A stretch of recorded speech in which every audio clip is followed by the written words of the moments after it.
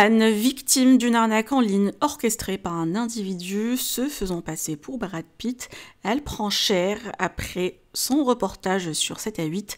Shanna Kress prend sa défense et pousse un sacré coup de gueule.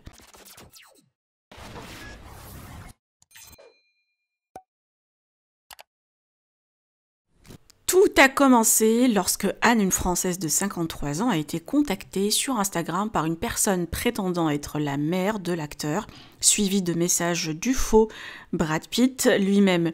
Au fil de leurs échanges, l'escroc lui a envoyé des poèmes, des propositions de mariage et des photos trafiquées à l'aide de l'intelligence artificielle, la convainquant à l'authenticité de leur relation. Sous prétexte de financer des traitements médicaux coûteux et de couvrir des frais de douane, l'escroc a réussi à soutirer à Anne près de 830 000 €, représentant la quasi-totalité de son indemnité de divorce. Ce n'est qu'en découvrant des informations sur la véritable vie sentimentale de l'acteur qu'Anne a réalisé qu'elle avait été dupée. Profondément affectée, elle a tenté de se suicider à 3 reprises et elle est actuellement hospitalisée pour une dépression sévère. Cette affaire met en lumière les dangers des arnaques sentimentales en ligne où des escrocs exploitent la vulnérabilité émotionnelle de leurs victimes en usurpant l'identité de célébrités. Elle souligne également l'importance de la prudence lors de contacts non sollicités sur les réseaux sociaux, surtout lorsqu'ils proviennent de personnalités publiques. Anne a été vivement critiquée sur les réseaux, limite harcelée et moquée. Shanna Kress hors d'elle, elle prend sa défense et passe un coup de gueule.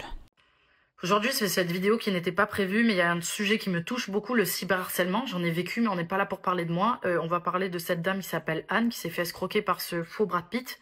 Et aujourd'hui, qui vit du cyberharcèlement. Il faut savoir que du coup, elle a décidé de raconter son histoire, que les gens prennent cette histoire, se filment et en rigolent. C'est pas drôle, en fait. Je vous le dis clairement, ce n'est pas drôle. Cette dame a failli, je crois, mettre fin à ses jours à plusieurs reprises parce que les gens se moquent d'elle, parce qu'elle a une famille. C'est pas votre histoire, en fait. Pour qui vous vous prenez pour prendre votre téléphone parce que vous avez un petit compte sur les réseaux sociaux? Même si vous avez beaucoup d'abonnés, vous êtes personne. On est des gains, ok? On redescend de 15 000 étages. On prend pas son téléphone pour se moquer de quelqu'un. Moque-toi dans ton salon, si tu veux, moque-toi avec ta mère, ta grand-mère, avec qui tu veux, d'accord? Vraiment, ça me monte.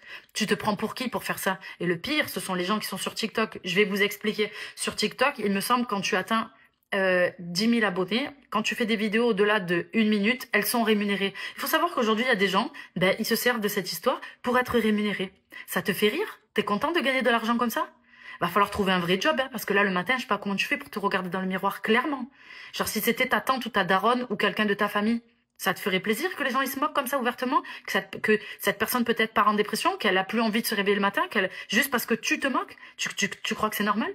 Et les plateformes, dernière chose, j'arrive toujours pas à comprendre aujourd'hui comment il peut y avoir du cyberharcèlement et qu'on ne fait rien du tout. Il y a des enfants qui se suicident avec ce genre de choses, il y a plein de choses.